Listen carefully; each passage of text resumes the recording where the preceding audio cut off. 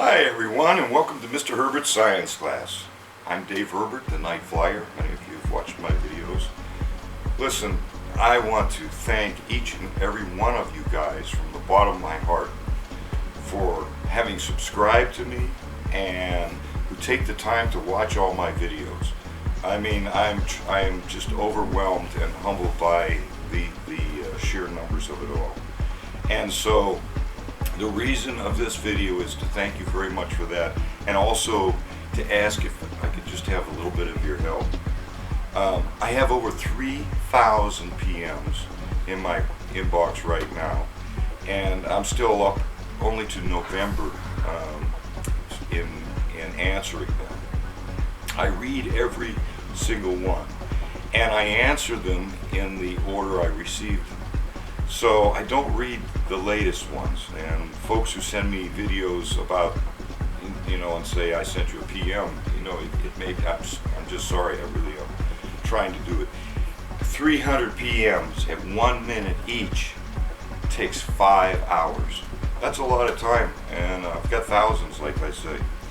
And I really honestly want you all to totally succeed, with helicopters. Yeah, I know it was pretty difficult when I was learning. We've pioneered a lot of things. We didn't have gyros and lipos or outrunners. No electrics even when we started. But anyway, due to the high numbers of requests for my 9 helicopter flight tips, and I thought I would present them to you this way. And so if you see somebody that says, please send me your 9 tips, and I don't catch it right away, would you refer them to this video, because I'm going to present the 9 tips here. Also, my training stand dimensions are requested a lot. In the description box to the right of those 2 videos are the assembly instructions and parts list, so people can go there to get that. I can't send them always out as fast as you want them. And in this video, I will put my 9 helicopter flight tips in my description box to the right of the video also. So I hope this all works for you. Again, I am very, very humbled. Semper Fi. Join the AMA Park Flyer program for a magazine and insurance too, because that's one of my good tips that I didn't put in there. Okay, let's get started. Most of us have the same problem flying RC helicopters. It's the orientation that's so important and hard to do. And we all crash. It's just part of getting through that beginning without getting discouraged and quitting. Many folks trying to learn without instructors complain when their models crash and break. Well, consider this. Full-size aircraft also break when crashed. And many people unfairly blame the manufacturer for their own inexperience when they crash. I say, suck it up and don't make excuses for crashing. I guarantee you will have better luck dealing with the dealers too. Believe me, most of this stuff does work when you buy it. Helicopters are mostly beyond people's skills. Most feel that they are so good at video games, however, that they're experts before even starting to learn a helicopter. And unfortunately, when they try to fly a single rotored helicopter, they crash a few times and give up. And all I can tell you is there's no shortcuts. It takes time, lots of practice to succeed. Flying an RC helicopter is about the same as trying to balance a ball bearing in space. You're floating. You move it slightly and you have to do everything you can, moving 7 controls at once just to get it stopped, let alone trying to get it back to you. And then there's no air in space to push you around. Anyway, this happens with mostly single rotor helicopter pilots, and why there's so few of us around. Even at the flying clubs, there's not all that many of us. It's because it's nerve-wracking for most, and that's why only 4% of the people who actually try to learn by themselves can advance to a hover, let alone 3D stunts. So here's what I say. Learn on a Volkswagen, like a MCX, a Honeybee fixed pitch, a Falcon 40. And if you never crash it, then get the Porsche. Also, remember, smaller collective pitch helis are way harder to fly and see than big ones. You know, and you have to accept that crashing is an important part of the learning curve. I say that every flight is a test and every crash is a lesson. So learn from your mistakes. Also, I don't recommend buying upgrades unless you break something. Most inexperienced pilots would not recognize the difference between the stock parts and hop-ups anyway. And you know, putting these upgrades on are not going to make you fly any better. I mean, you've got to learn on your own. Also, once in the air, helicopters are fairly easy to fly, as long as you can see them. They fly like airplanes. And if you're an airplane pilot, you'll find that pretty easy to do is fly around. But with helicopters, you have to understand what the controls do to fly. I mean totally, including helicopter theory of flight. Do some studying. Once you understand what makes it move, you will find it way easier to learn to fly. I have a video up. It's called How RC Helicopters Work. You can check it out. The link's to the right. Anyway, there is no substitute for practice, but I also say do it on a good RC simulator. The Aeroflight Pro Deluxe was awarded the most realistic. There's also Real Flight, and I have found that Clearview is really an excellent one for low-end computers with only $39 price tag. It feels like real flying compared to some of the other sims. And so if you're on a budget, you might take a look at that one.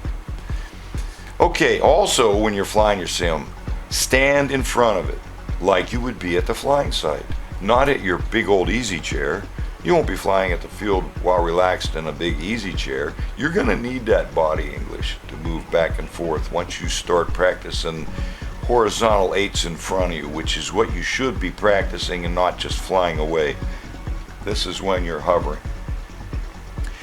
Anyway, it is too expensive to keep breaking the real thing. So here's my 9 tips, and let's get started. Number 1, never ever let your friends fly it. First, get an instructor. They can tell if problems are you or the heli. Beginners can't tell. This is your best chance not to damage your heli. And you know, most hobby stores know of clubs, and the AMA lists them on their website. So don't be afraid to ask for help. We'll all help you. And let's see, don't try to trim ETRM helicopters to make it stop spinning on the ground. Those things have to be trimmed at eye level only, so you've got to pop it up and make sure it's trimmed there. As you gradually go up, you center the sticks till you get to eye level. That's where it should be trimmed. And if you have to hold the stick over to one side just to hover, it's not trimmed. Okay, here's another one. Never ever watch the tail rotor. Only watch the nose. And that is because the nose is not in your face like the tail is. Most novices think right stick, move to the right, makes the tail boom and rotor go to the right. Nope, goes to the left and the nose goes to the right. Again, right on the left stick is right nose. And that's the same way it is with a rudder on an airplane. Number 3, do not attempt nose in, no matter what your friends egg you on to do, because 4 of the controls are backwards.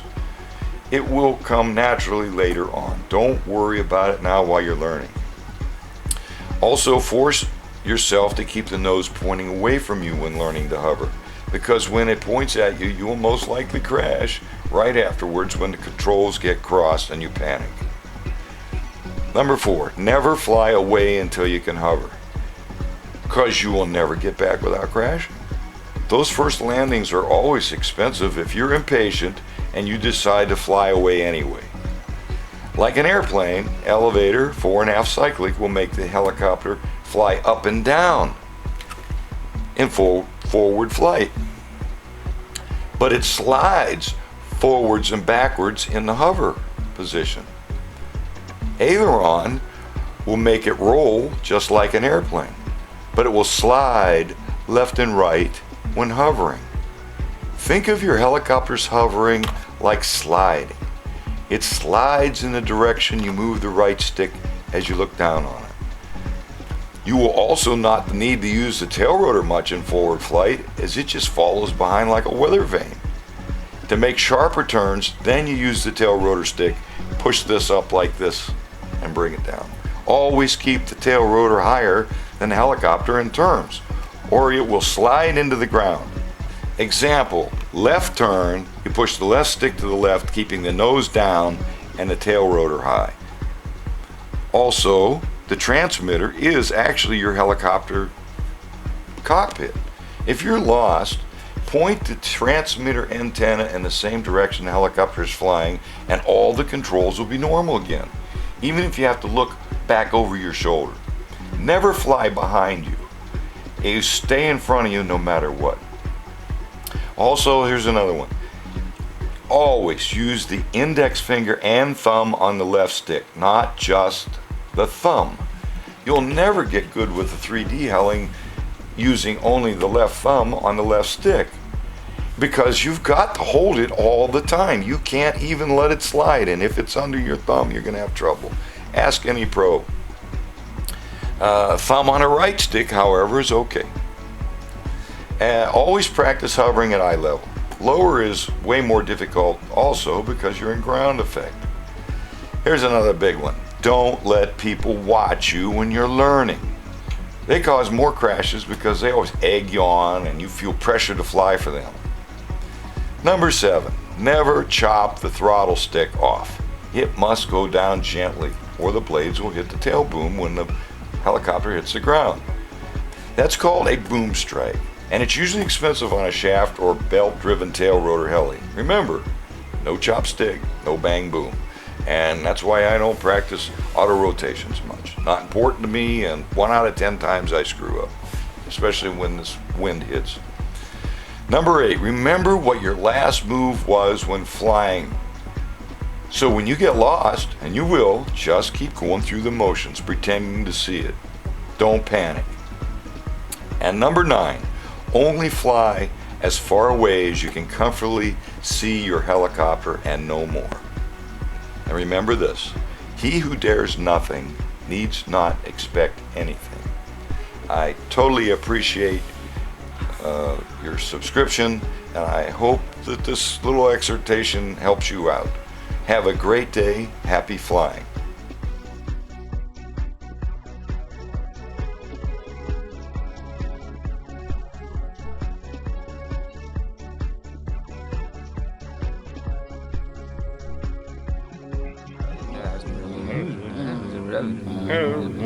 Hey, those are some pretty good tips. I think I'm going to use those.